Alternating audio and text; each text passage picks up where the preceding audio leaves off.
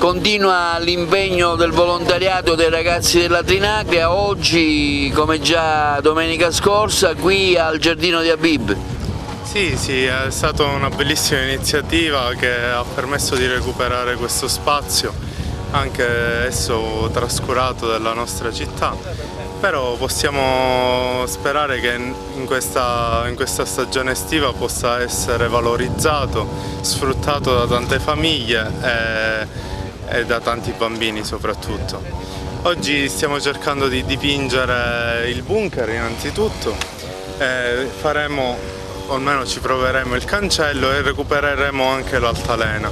Negli scorsi giorni invece abbiamo scerbato tutta l'area, potato tutte le palme, inserito delle piante nuove nelle aiuole e diciamo che abbiamo fatto un grande lavoro.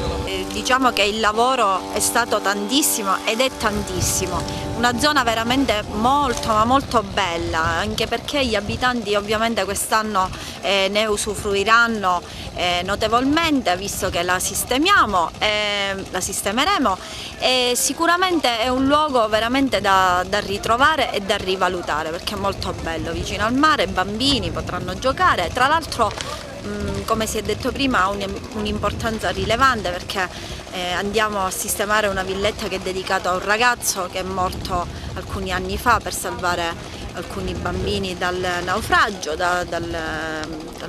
quindi diciamo che è una nobile causa.